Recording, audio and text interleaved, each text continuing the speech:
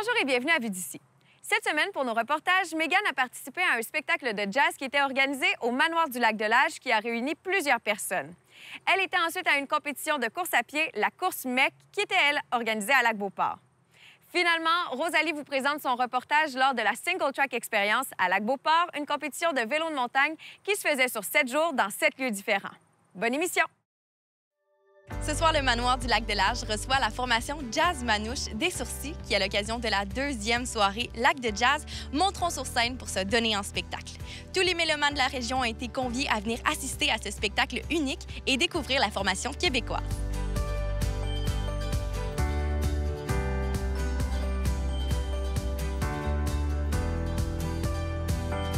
C'est ouvert aux Delageois, mais aux amis, aux invités, aux gens du public à l'extérieur, de manière à pouvoir profiter de notre espace. Habituellement, les concerts ont lieu sur le bord du lac, sous la pergola, avec en fond de scène le lac, les couchers de soleil. C'est magnifique. Sauf que cette année, on l'a fait la première fois, puis aujourd'hui, bien, la température était très instable. C'est qu'on a décidé de le faire sous le chapiteau. Comment est-ce que vous avez procédé au niveau de la sélection des groupes? Du bouche à oreille. L'an passé, les groupes qui sont venus en ont parlé. On a eu des demandes de groupes qui étaient intéressés à venir se présenter. On a fait appel aussi à l'école de musique, puis on a écouté des CD et tout ça, puis on a fait un choix. Et puis le reste, bien, c'est de la collaboration du manoir, de la ville et de commanditaires, des gens, des commerces du coin qui sont là, et ça nous a permis d'amasser des fonds pour pouvoir à la fois offrir un cachet qui est très, très décent pour les artistes et en même temps de pouvoir payer la technique et puis de s'assurer que ça fonctionnait comme du monde. Il y a déjà un spectacle qui a eu lieu ici lors des soirées Lac de Jazz. Combien de personnes est-ce que vous avez regroupé? Combien d'amateurs de jazz se sont présentés au spectacle? Le premier soir, on a eu 125 personnes. Et aussi, c'était un type de musique qui était un petit peu plus éclectique. Ce soir, c'est du jazz manouche. Je pense que tout le monde entend le jazz manouche et ça commence à taper du pied, puis à swinger un peu et tout ça. Qu'est-ce que vous pensez que des soirées comme ça jouent comme rôle dans la ville de Lac-de-L'Âge, mais aussi pour le manoir du Lac-de-L'Âge? Bien, disons que pour ce qui est de la ville, c'est sûr que ça permet aux citoyens d'avoir des concerts de musique à ce moment-là à proximité sans avoir à se déplacer. Pour ce qui est du manoir, bien, je pense que c'est un élément qui est très important, qui fait que ça permet à la clientèle de se divertir, ça permet de créer des forfaits, de faire différentes choses. Et puis, à ce moment-là, ça développe le milieu. Outre vous et vos collaborateurs, qui est-ce qui rend ces soirées-là possibles? Beaucoup de monde. D'abord, les gens du manoir qui sont disponibles pour nous aider à ce niveau-là, les gens de la ville. Après ça, bien, au niveau des citoyens, les gens viennent, participent, on finit la soirée, les gens disent « Vous avez besoin d'un coup de main, bon, ben, on va vous aider pour le démontage. » Et puis, bon, mais tout ça. Fait que ça amène un esprit communautaire qui est très, très, très important. C'est quoi votre plus grande fierté dans ce projet-là? D'avoir associé d'autres gens à ça, d'avoir fait en sorte qu'on a développé un aspect communautaire. On a fait en sorte que les citoyens se sentent préoccupés par ce développement culturel de la ville et non pas juste un espace résidentiel où on vient s'asseoir puis où on vient dormir. Le 24 août prochain, ce sera la dernière soirée des Lacs de Jazz. Qui est-ce que vous allez recevoir comme groupe? C'est Lisa et Simon. C'est chanteuse et guitariste qui vont faire de la chanson classique jazz. C'est très, très intéressant. Ça vaut vraiment la peine. Les gens vont se retrouver dans des chansons qui ont été diffusées par des grands artistes et qui sont là, qui sont reprises à la saveur de Lisa et Simon.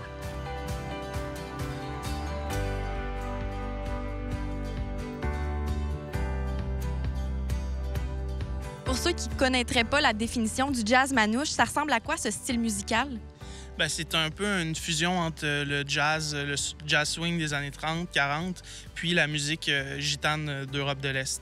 Donc, c'est un style qui a été créé par Django Reinhardt et Stéphane Grappelli ensemble. Puis, nous autres, on essaie un peu de s'inspirer de cette tradition-là sans le faire exactement de façon parfaite. On a nos propres influences à nous, mais le jazz manouche, c'est ça. Puis vous avez sorti un album le 13 avril dernier. Qu'est-ce qui vous a influencé côté musical pour cet album-là? On a beaucoup d'influences, je pense, variées. L'album a été fait dans une ligne créatrice un petit peu plus pop, c'est-à-dire qu'on voulait faire du jazz manouche, mais à notre sauce, vraiment. On voulait pas faire des covers, on voulait faire des compositions, mais on cherchait vraiment à aller chercher quelque chose de populaire, d'accrocheur, tu sais. Fait que je pense que ça a beaucoup guidé nos inspirations. Pour cet album-là, Baignade, est-ce que vous avez fait des collaborations avec d'autres artistes? Oui, en fait, c'est quand même assez central dans notre démarche. On a invité plusieurs musiciens à venir jouer avec nous. C'est toutes nos compositions, mais on les a invités à venir interpréter puis à venir faire des solos de leur cru. Baignade, c'est votre premier album, mais vous aviez aussi préalablement sorti déjà un EP. Mais d'avoir un album, votre premier album entre les mains, qu'est-ce que ça vous a fait comme sentiment? Mais c'est sûr que c'est le fun.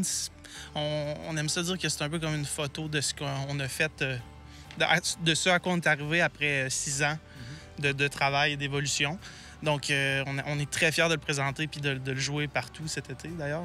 Le 23 juin dernier, vous avez aussi eu la chance de monter sur la scène américaine lors d'un festival de jazz. Comment est-ce que vous avez trouvé l'expérience, les trois ensemble? C'était vraiment un point, disons, marquant dans notre évolution, d'aller jouer aux États-Unis ensemble. C'était très flatteur pour nous de se ramasser là au Festival de jazz de Rochester. Ça a été une belle expérience, un très beau premier contact avec le public américain aussi. Vraiment, les gens ont vraiment apprécié. On a fait salle comble les 2 sets. C'était très le fun. Ouais. C'est des belles rencontres, puis c'est une belle première américaine. Et ce soir, vous allez jouer au Manoir du Lac-de-L'Âge, donc un peu dans votre ville. Qu'est-ce que ça vous fait comme sentiment de venir rencontrer les gens de la ville? Bien, c'est toujours agréable de se sentir un peu chez nous quand on fait beaucoup de routes. Puis c'est sûr que ce soir, on va essayer de faire comme on fait un peu à tous les soirs, essayer de créer une atmosphère, une ambiance, puis de présenter nos pièces, puis en espérant que le public va apprécier. Si les gens veulent suivre votre tournée, suivre votre travail, où est-ce qu'ils peuvent le faire? Principalement sur Facebook. Depuis peu, on est aussi actifs sur Instagram, donc on publie toutes nos dates de tournée là. Fait que c'est la meilleure façon de nous rejoindre. C'est simple, c'est le contact direct avec le public.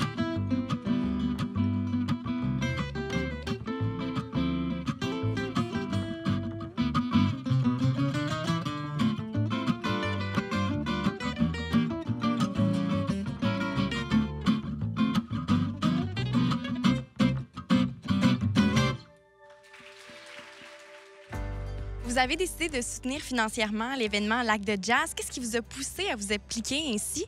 Bien, ça me fait toujours plaisir, dans le fond, surtout quand c'est une initiative locale. C'est des gens, bénévolement, qui décident de s'impliquer pour offrir de beaux concerts comme ça en plein air, gratuitement aux gens. Alors, je trouve que ça vaut la peine de les encourager. De voir des événements comme celui-ci prendre place dans votre comté, qu'est-ce que ça vous fait comme sentiment? Bien, je suis fière. Je suis fière, puis fière aussi de voir que c'est un beau spectacle artistique, tout ça. On encourage les artistes de chez nous. Mais je tiens à saluer surtout les bénévoles, les gens qui s'impliquent. Et je tiens à le mentionner parce qu'à Lac-de-l'Âge, c'est assez particulier. Le ratio bénévole-population est très élevé. Je les félicite parce que c'est pas tout le monde qui prend le temps de s'impliquer bénévolement pour sa communauté.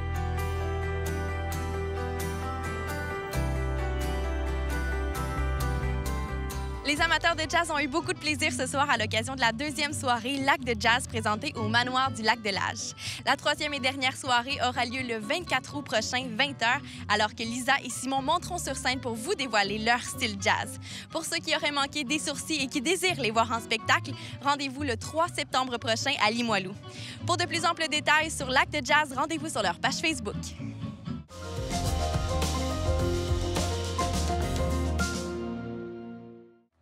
MEC a convié tous les coureurs à venir tester leurs habiletés et découvrir les sentiers de course au Sentier du Moulin à Lac-Beauport à l'occasion de la course MEC. Les coureurs auront la chance de découvrir des parcours incroyables de 5, 10 et 15 km pour relever des défis personnels. Bonne course à tous!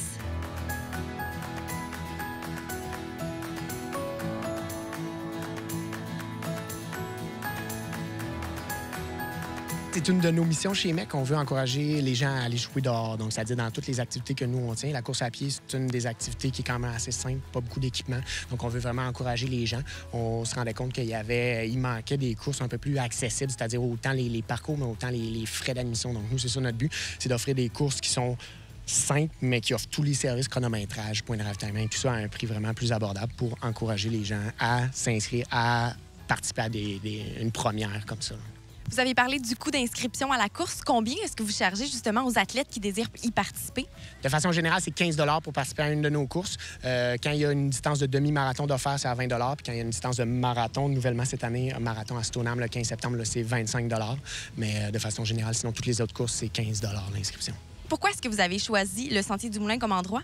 C'est une nouvelle course cette année. On voyait que la course en sentier, le trail, était très, très populaire. Pour l'instant, on avait une course sur 5 qui était en sentier les autres années. Donc, on voulait développer une deuxième course sur notre série, une course en sentier. Le Sentier du Moulin, mec, on est partenaire depuis des années avec eux. On les a aidés à développer un petit peu leur sentier via différents programmes de subvention. On est des bons partenaires avec eux depuis des années. Donc, c'était tout naturel pour nous de venir ici. Un super terrain ici pour le vélo de montagne. Donc, on s'est dit que les cyclistes seraient à l'aise de nous partager leur réseau le temps d'une avant-midi pour les coureurs sur sentier. Là. Vraiment un terrain de jeu incroyable. Rapidement, les inscriptions pour la course d'aujourd'hui ont été closes. En tant que directeur de la course, qu'est-ce que ça vous fait de savoir qu'il y a autant d'athlètes qui voulaient participer à cette course-là? Bien, comme j'ai dit, c'est vraiment, il y a un engouement pour la course en sentier. On le sent, puis on le voit directement. Pour une première édition d'une course, c'est un record avoir autant d'inscriptions. On s'attendait à peut-être 300, 350 coureurs. Le temps, évidemment, c'est sûr que nous, on n'a pas énormément de publicité, de communication, de marketing pour nos courses. C'est souvent du bouche à oreille. Ça prend plusieurs éditions avant de vraiment avoir un bon nombre de coureurs. Mais là, vraiment, à 475 inscriptions lors de la fermeture des inscriptions. Et là, un peu plus sur place ce matin, on est probablement autour de 500 coureurs. C'est vraiment un record. Là. Donc, voilà, pour l'engouement pour le trail, mais aussi pour l'accessibilité de nos courses. Là. MEC favorise beaucoup le sport. Quelle importance, justement, est-ce que vous accordez à l'activité physique dans votre vie, mais en général pour les athlètes? En fait, ça prend pratiquement toute la place. C'est pour ça que je fais ce rôle-là puis que j'ai ce poste-là. Chez MEC, on est tous des passionnés, que ce soit n'importe quel employé dans n'importe quel département. Ce sont des passionnés du sport dans lequel ils travaillent, que ce soit le camping, l'escalade, le vélo. Donc, pour travailler chez MEC, il faut vraiment être passionné. Donc, moi, je fais ce rôle-là parce que j'ai envie que les gens participent. J'ai envie que les gens sortent dehors et que ce soit accessible pour eux. Donc, c'est pour ça que je fais ça. Qui vous aide à gérer l'événement aujourd'hui? C'est certain que les Sentiers du Moulin ont été d'une très grande aide pour tout ce qui est le parcours, pour tout ce qui est la gestion du site ici. Sinon, bien, on a une équipe d'employés MEC qui est vraiment dédiée aux courses, qui sont super efficaces là, pour tout ce qui est du montage du site, le balisage du parcours, tout ça. Donc, c'est vraiment, on est une équipe MEC là, pour tout ce qui est de l'organisation de la course la journée même. Pour ceux qui n'auraient pas voulu s'inscrire à la course, mais qui auraient voulu participer en tant que bénévole, est-ce que c'était possible de le faire? C'est toujours possible. À toutes nos courses, on recherche des bénévoles. Évidemment, on a une équipe d'employés sur place, mais c'est pas suffisant. Ça nous prend vraiment des gens sur le terrain pour assurer la sécurité, pour diriger les coureurs. Donc, à toutes les courses, on recherche des bénévoles. D'ailleurs, sur notre site Internet, on a une page dédiée aux bénévoles. Donc, s'il y a des gens qui sont intéressés à se joindre dans l'équipe, qui ne peuvent pas courir, mais qui veulent voir le bel événement, faire partie de la belle équipe, c'est toujours possible. Là. Puis, à chaque fois, les gens ont bien du plaisir en tant que bénévoles. Et aujourd'hui, qu'est-ce que vous offrez comme parcours aux coureurs? C'est une boucle de 5 km. Il y a vraiment un bon mélange entre sentiers un peu plus techniques puis des parcours un petit peu plus larges, plus de sentiers de ski de fond l'hiver, qui est un petit peu plus large, un petit peu plus tapé, moins technique. Donc, c'est vraiment un beau mélange. Je pense que les coureurs vont beaucoup apprécier là, le parcours. Les coureurs aujourd'hui auront le droit d'être chronométrés. Comment est-ce qu'ils pourront avoir accès à leurs résultats? On fait affaire avec SportStats, qui est un des chronométreurs les plus populaires là, pratiquement dans le monde pour ce qui est des courses chronométries. Donc, sur le sportstats.ca, tous les résultats sont en direct dès l'arrivée des coureurs. Là. Donc, avec le numéro de dossard, chaque coureur peut aller voir son temps. MEC organise 6 courses. On en est à la 4e. Quelle est la prochaine course qui aura lieu? La prochaine course, c'est le 15 septembre à Stoneham. C'est une course sur route.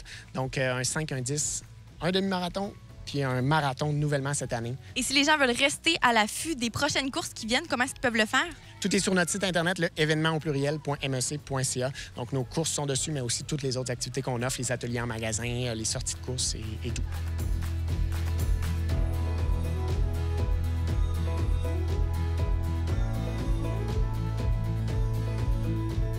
Moi, je vais faire le 10 km. Puis ça représente quoi pour vous de relever ce défi aujourd'hui? C'est une autre occasion de me dépasser, d'avoir du plaisir. Comment est-ce que vous trouvez l'ambiance à venir jusqu'à maintenant? C'est bien, franchement, c'est bien. Un beau site. Est-ce que vous êtes un habitué des Sentiers du Moulin? Non, je vais être une jeune recrue, là, fait que pour moi, c'est nouveau, mais j'adore courir en sentier, là, fait que c'est quelque chose qui est habituel pour moi quand même. Moi, Sentier du Moulin, c'est un endroit que j'aime beaucoup parce que je viens faire du vélo de montagne ici. Puis je me disais que ça me donnerait une autre perspective sur une partie des sentiers que je connais déjà en vélo de montagne. Je fréquente pas le centre en ski de fond. Je sais que c'est très beau aussi en ski de fond. Mais puis c'était juste une occasion aussi de venir avec ma conjointe, avoir une belle activité. Mon fils est parti déjeuner à Lac-Beauport, va revenir nous accueillir. Fait qu'on fait des activités relax de fin de semaine, santé puis nature. Qu'est-ce que ça vous fait de venir relever un défi comme ça avec votre fille aujourd'hui? Bien, c'est un rêve de papa, en fait. Quand on a des enfants qui sont en bas âge, on rêve toujours de faire des choses qui sont significatives avec eux autres. Puis aujourd'hui, c'en est une. Là. C'est vraiment un bel événement. C'est à côté de chez nous, en plus. Moi, j'aime ça partager des trucs avec mon père. Puis faire une course avec mon père, bien, c'est comme passer plus de temps avec lui puis profiter des instants de la vie. Aujourd'hui, il y a 3 parcours, le 5, le 10 et le 15. Lequel est-ce que vous faites? Gros défi aujourd'hui, honnêtement. 10, je vais te dire que ça va être un beau défi pour moi-même et je suis prêt à le relever.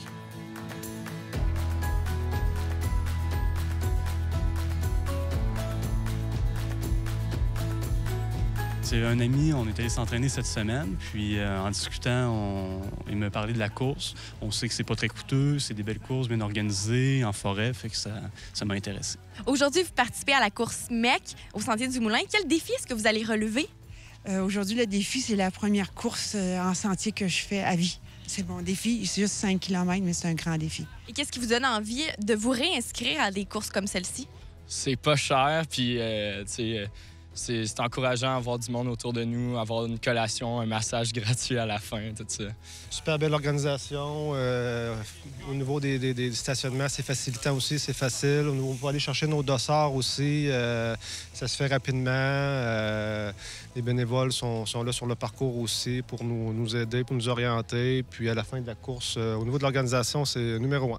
Le fait qu'il y ait autant de côtes et que ça soit dans les roches, ça change vraiment le temps. Là. Je pensais le faire en comme peut-être 10 minutes de moins, mais je me suis rendu compte que c'était vraiment plus dur que ça. Où est-ce que vous aviez entendu parler de la course MEC au Sentier du Moulin aujourd'hui? En fait, nous, on s'est inscrit au forfait complet de toutes les courses MEC. On a fait ça en janvier dernier. On se disait que ce serait une activité de famille qu'on aimerait. Fait que depuis ce temps-là, on a embarqué dans le réseau. Je trouve que c'est bien organisé. C'est une atmosphère relax. Tous les endroits où je suis allé, vraiment, j'ai été satisfait. Puis c'est des belles découvertes pour moi. C'est une façon de découvrir la région de Québec.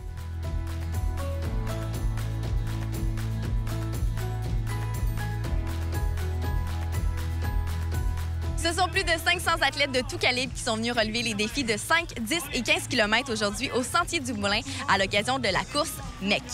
Les gens sont venus participer en famille, entre amis, pour relever des défis personnels ou encore tout simplement pour le plaisir. Si vous aussi vous désirez participer à une course de MEC, rendez-vous sur leur site Internet pour de plus amples détails.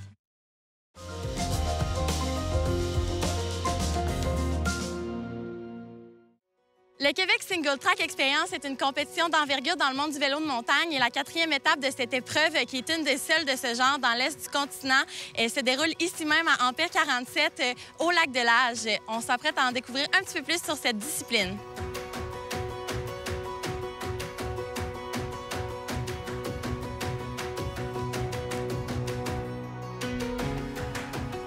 François, vous êtes directeur général du Québec Single Track Experience. Pouvez-vous nous parler un petit peu de l'événement d'aujourd'hui?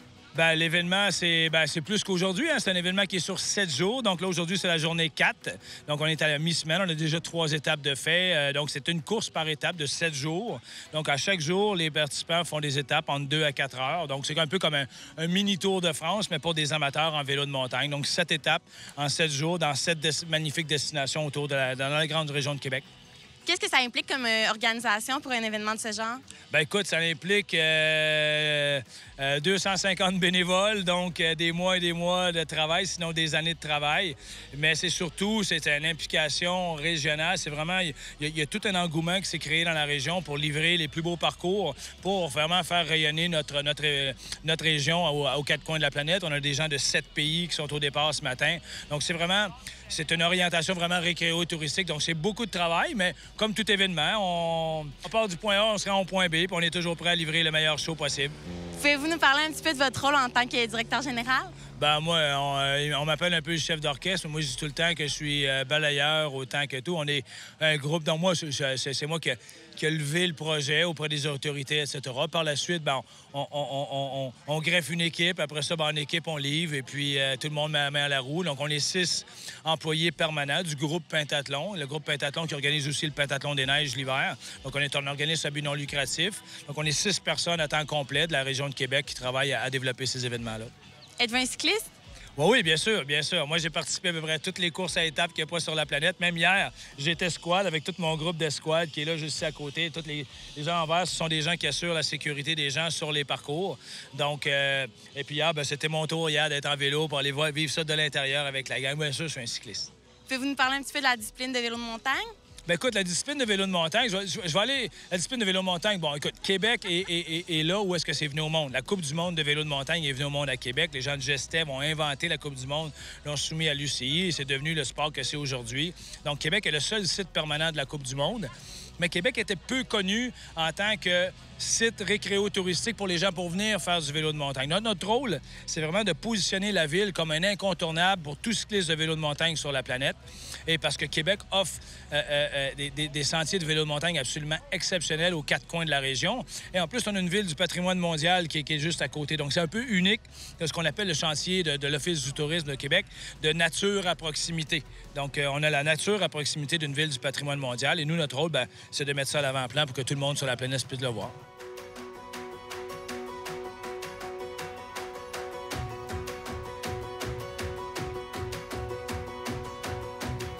Moi, je m'occupe de tout ce qui est communication, marketing, réseaux sociaux, site web, les entrevues, relations de presse. Donc aussi faire venir des blogueurs d'un peu partout dans le monde à l'événement. Qu'est-ce que ça nécessite comme organisation, un événement de ce genre? En fait, ça fait 3 mois qu'on travaille intensivement 6 personnes sur l'événement à temps plein. Donc, 6 personnes et en plus d'écoles qui sont les comités organisateurs locaux. Donc, chacune des destinations ont des responsables qui vont s'occuper de leur destination, vont décider des parcours, s'occuper du départ, faire des cartes et tout pour que la destination soit prête pour accueillir l'événement. Puis aujourd'hui, on se trouve au lac de Lage. Pourquoi avoir choisi cette destination-là pour la 4e étape? En fait, à Québec, on a 7 grandes destinations de vélo de montagne. Le lac de Lage en fait partie. Ils ont des super beaux sentiers avec des choses vraiment impressionnantes à l'intérieur, dont un avion qui est écrasé, dont les participants vont passer en dessous. Ils passent également dans une roche. Donc, le lac de Lage est vraiment une belle étape. C'est l'étape la plus courte de la semaine. Donc, la 4e journée est une journée un peu plus repos qu'on appelle.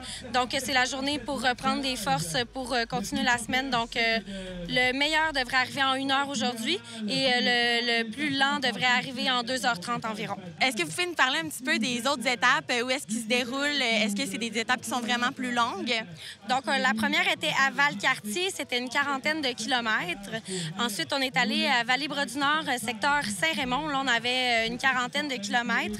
Hier, on était au Mont-Sainte-Anne. Là, c'était la plus longue étape. Donc, 55 kilomètres. C'était très difficile. Les gens faisaient beaucoup de montées, beaucoup de descentes. Donc, c'était très demandant physiquement. Aujourd'hui, lac de Lage, on est plus autour de 25 kilomètres. Demain, on va se diriger vers Lac-Beauport. Donc, ça va être une étape plus de 40 kilomètres. Ensuite, jeudi, on va à Vallée-Bras-du-Nord, secteur Chanahan. Une autre très grosse étape, donc 53 kilomètres. Donc, on va terminer à Sentier-du-Moulin pour finir la semaine en beauté. C'est une 30aine de kilomètres environ.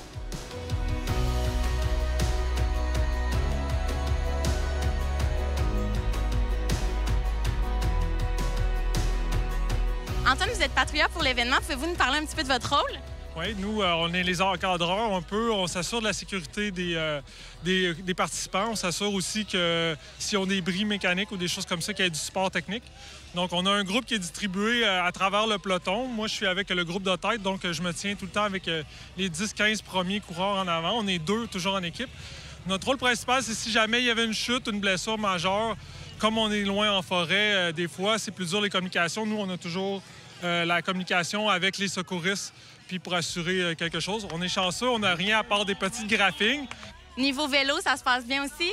Oui, évidemment, là, quand on fait des événements comme ça prend des vélos qui sont en bon ordre. Puis aussi, ça prend des personnes aussi sur les vélos là, qui sont entraînées un peu. Donc, on a une sélection de gens là, qui ont soit de l'expérience de course ou qui sont encore des coureurs. Donc, pour pouvoir patrouiller, puis qui connaissent aussi bien les sentiers, mais qui se connaissent aussi en mécanique puis en premiers soins un peu. Évidemment, les vrais premiers soins, s'il y avait de quoi de majeur, on a une équipe de secouristes aussi qui s'occupe de ça. Nous, on est vraiment le premier contact, premier répondant. On est vraiment là pour appeler à l'aide puis stabiliser quelqu'un s'il y a quelque chose.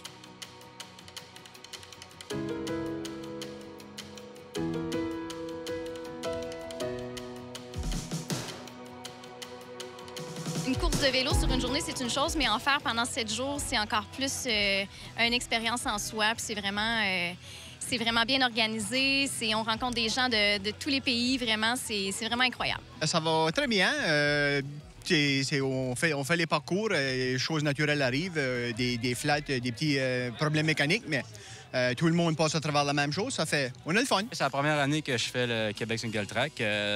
C'est une belle expérience. C'est rouler à chaque jour comme ça, des nouvelles trails. Je viens du coin, mais je les ai pas toutes faites. Fait que à chaque jour, je découvre des nouvelles trails. C'est ça qui est le fun au Québec, Single Track. Même s'il a plu, c'était celle-là que j'ai préférée quand même. Plus technique, elle ressemble plus à chez nous en France, dans le sud, donc c'était pas mal. Mais la boue, on connaît pas trop normalement. C'est vraiment nice. C'est quelque chose à faire absolument. C'est magique. Puis l'idée, c'est de rester sur le camp. C'est trop trippant, là. Tout le monde, on a toutes les mêmes passions. Le soir, on raconte tout ça entre nous. Là. C'est vraiment une partie plaisir. Là. C'est des vacances extra pour moi. Là. Ouais.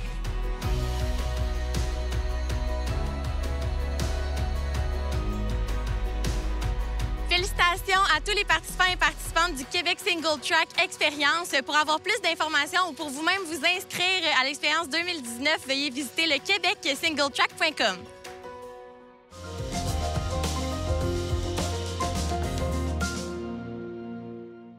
Merci d'avoir choisi Vue d'ici encore une fois cette semaine. N'hésitez pas à vous rendre sur notre site Web pour regarder l'émission à nouveau ou encore la partager sur votre page Facebook. Il est aussi possible pour vous d'utiliser la plateforme CCAP Go pour regarder différentes émissions de la chaîne de CCAP. Je vous souhaite une belle semaine et on se retrouve très bientôt pour une nouvelle émission de Vue d'ici.